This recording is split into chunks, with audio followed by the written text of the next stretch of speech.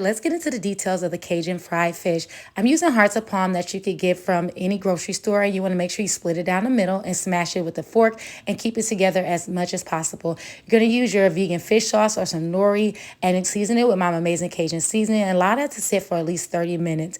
Next, you're going to take some just egg liquid mixture and then you're going to spread it all across your hearts of palm.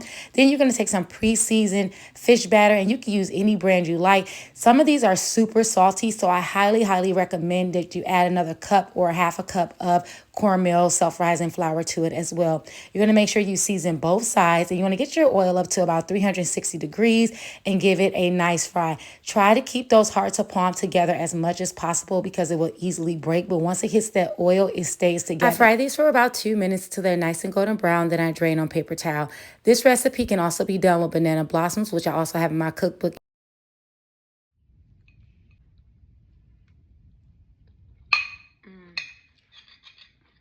It gets no better. Bless it. Bless it.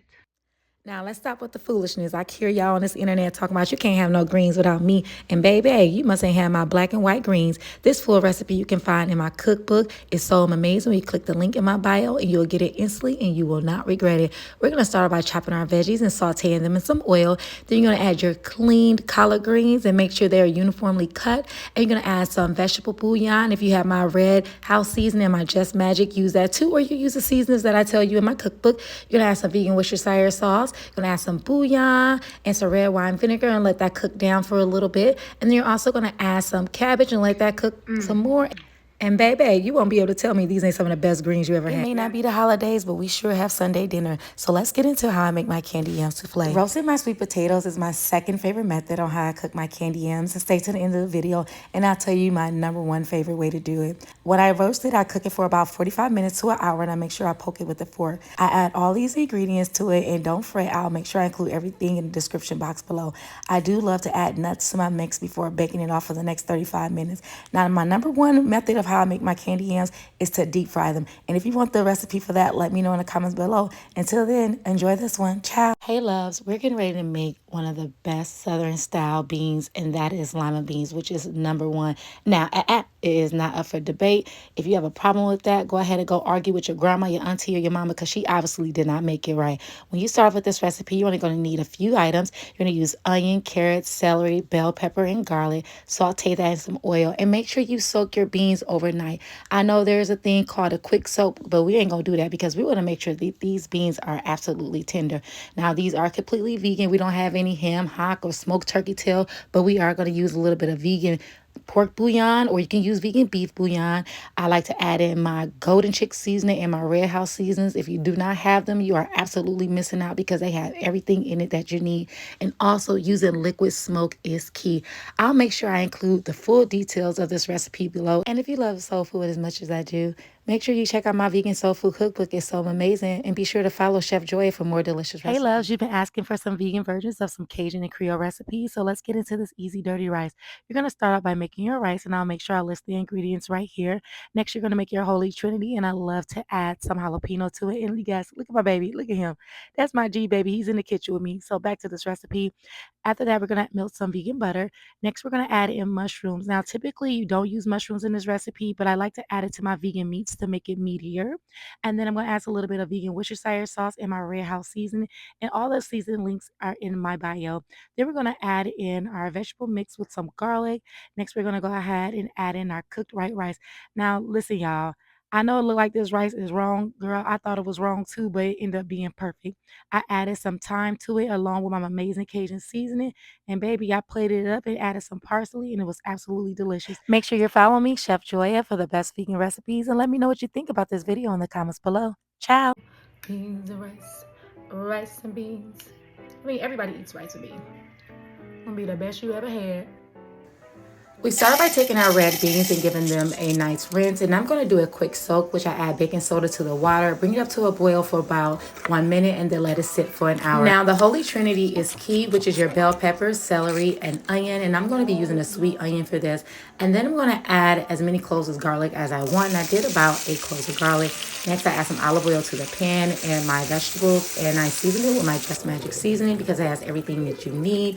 And then I'm going to go ahead and get my beans and add my veggies to the pot with some other seasonings, and I'll make sure I list everything I use in the description box below. In the meantime, I'm going to take some vegan sausages that I seasoned up with my Red House seasoning and vegan Worcestershire sauce, and then after about an hour and a half of cooking, I'm going to remove some of the beans and mash them up very well and add them back to a pot and allow that to cook for 30 more minutes. Now, I do suggest that you allow this to sit for at least 30 minutes before serving so it can thicken up, but your girl was hungry, so we decided to eat it right away. I topped it with some green onions, added some cornbread, some rice, and a side of greens, and voila. Oh, these are so good. How do I do this? They don't call me the queen of vegan mac and cheese for nothing, and there's never too many recipes. Let's get into my new, easy, Southern style baked vegan mac and cheese. You're going to start with a baking dish of your choice. You want to make sure you spray it with some nonstick spray. You're going to take your noodles that you choose to use for this and make sure you cook it in vegetable stock heavily. You're going to add some salt to taste, and you're also going to add some black pepper and some vegan butter. And make sure you do not rinse those noodles off. You're only going to add just a little bit of mustard, and then you're going to give it a nice mix around to sit to the side. Now, I know you see it. This is the evaporated coconut milk that I found at Compare Foods, and we're going to use that whole can and put that in another bowl, along with some tapioca starch, which is going to create the stretch for our vegan cheese. We're going to add in that nutritional yeast, but not too much, and then some more ground black pepper, some Dijon mustard, a little bit of onion powder, and garlic powder. And you see that smoked paprika, not regular paprika, but smoked. Add a little bit of Tabasco sauce, some vegan Worcestershire sauce, and the secret ingredient is nutmeg, okay? And just a couple dashes, and that's it. You're going to mix that around and start adding in your vegan cheese. Now, I like to use at least 3 different cheeses for this recipe because I like to have additional layers of flavor because each cheese is going to add something special to it. And y'all, make sure it's a cheese that at least melts and that tastes good because we don't want nobody talking about our vegan mac and cheese. Next, we're going to add a little bit more butter to our bowl, and then we're going to add in some vegan cream cheese right to our pasta. We're going to pour that mixture over and give it a nice mix around. And do you see how much cheese to noodle that is? That is a lot. Now, you can choose to remove some of that cheese, but why would you? And then you can add more cheese like your girl is doing. Yes, your girl pulled out that shredder because we want this ooey gooey cheesy. We're going to season it with some salt, black pepper, and smoked paprika. Put it in the oven on 420 degrees. And I am adding a little bit of water to this, and I'm spraying the aluminum foil with some nonstick spray just so we can make sure our cheese melt and it doesn't stick to our foil. 25 minutes into cooking, you want to remove the foil and then turn your oven up to 450 degrees and allow it to cook for 15 minutes. And it should be bubbling just like this. And when I tell you, baby, I had the greedy spirit on me. Let this sit for about 30, 40 minutes before serving because I let it sit for 15 and I was hungry. I couldn't take the smell. I had to eat it and I had to try it. When I tell you, baby, this is one of the best mac and cheeses you ever had. Make sure you try it out. Hey, loves. It's your girl, Chef Joya, and we're getting ready to make my grandmother's whole cakes. We're going to start off with 1 cup of cornmeal mix, add a tablespoon of vegan butter, and a half a teaspoon of salt. Then we're going to add in a cup of boiling water. We're going to mix that well and allow that to sit for about 2 minutes while we heat up our butter and our oil. Next, we're going to do a nice size scoop. This recipe will make about 4 to 5 whole cakes, just depends on the side that you want them. And then we're going to cook it on one side till it's nice and golden brown and flip it to the other side. Next, we're going to go ahead and make this quick flavored butter. I made sure I included all the details of this recipe right here in the video. And if you're looking for some more delicious vegan soul food, check out my cookbook. It's so amazing. Link in bio. Ciao. My favorite way to eat green beans is with potatoes and definitely smothered. You're going to start off with some fresh green beans. You're going to wash them and then clip off the ends. Next, you're going to take the sausage of your choice and then you're going to slice that and put it in some oil. I add my vegan Worcestershire sauce and Red House seasoning. After the sausages are brown, I remove them from the pan. I add in a red onion and white onion. Next, I deglaze the pan with some vegetable stock. I add in my cut half Yukon Gold potatoes. Next, I thoroughly season everything with my Just Magic seasoning, a little bit of vegetable bouillon, and I add in my water. I add in my green beans and some red pepper, bay leaves, and some Red House seasoning. After about 25 to 30 minutes of cooking, I add back in my sausage, cover and allow to cook again. I'll be sure to include the full details of the recipe below. This crowd-pleasing recipe is definitely a fan favorite and it doesn't take a lot of time. So the next time you're in charge of bringing something to the potluck, make sure you make these smothered green beans and potatoes. And enjoy everything else that I made for the potluck. Make sure you follow me for the best vegan recipes and check out my cookbooks and my seasonings, link in bio. Have y'all ever just ate something that just didn't make no sense how good it is? This is exactly how I feel about my smothered squash. This is one of my favorite side dishes and it's super easy to make. What you're going to start off by doing is sauteing a sweet onion, and you're going to use a whole onion because we are smothering, baby. And we're going to add about 4 tablespoons of vegan butter. Then we're going to add in our squash, and all you need is my Red House seasoning because it has all the flavor you need. Next, we're going to go ahead and add a little bit of vegan chicken bouillon. Cover that for about 7 to 8 minutes and put it on top of some rice. And baby, when I tell you this thing is bussin', and it's easily going to be your next favorite side dish.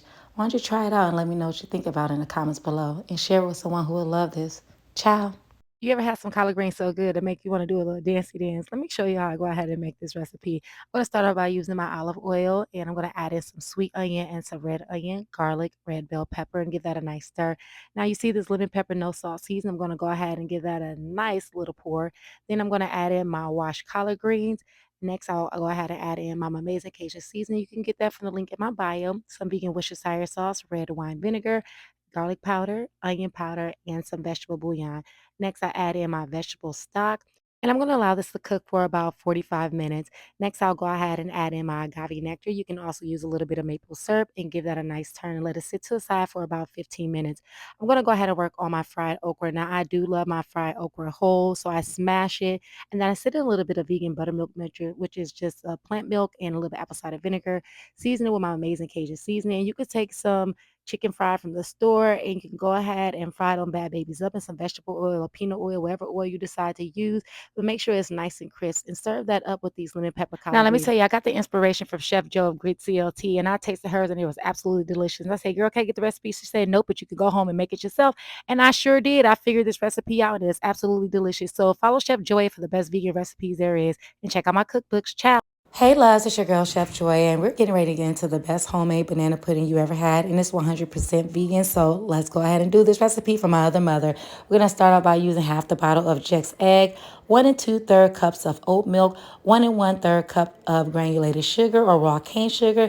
Next, we're going to mix in 3 tablespoons of cornstarch, 1 teaspoon of salt, and put that over a double boiler. Now, you're going to do this process very slowly because we don't want scrambled eggs, so expect to stay in there for about 30 to 45 minutes. You're going to add in about a tablespoon of vanilla flavoring, 2 tablespoons of butter, vegan butter, of course, or more, a little bit of cinnamon and nutmeg to taste. Now, the key to this is pouring this over your Lorna Doone cookies while they're hot. If you did not know Lorna Doones was vegan, now you know, and you're going to create your layers.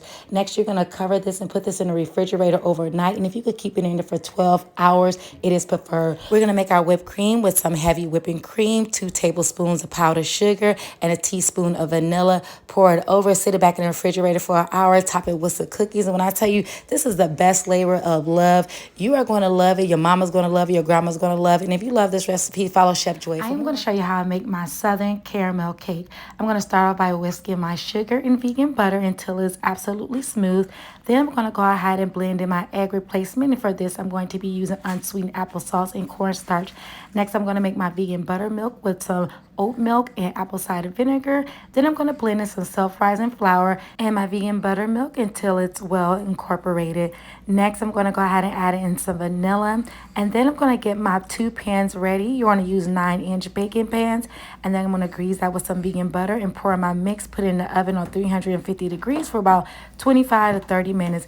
Next, we're going to work on our caramel frosting, and that's some vegan butter and some brown sugar, a little bit more buttermilk. We're going to bring that up to a boil. Remove it from the heat and add in our salt, confectioner sugar, and vanilla. Now you can adjust how much confectioner sugar that you like, just depending on how thick you like your frosting. Once we remove our cakes from the oven, you want to make sure you test it with a toothpick so it can come out clean. That's how you know when it's done. And allow it to cool for about 15 minutes before frosting. And you want to make sure you put some frosting in between the 2 layers. Now you can make this a 4-layer cake, just double the recipe for the cake mix. And when I tell you, baby, this is absolutely going to be one of your favorite caramel cakes. I can't wait for y'all to try it out. And be sure to be following Compare Foods and Chef Joy for more vegan on a budget recipes.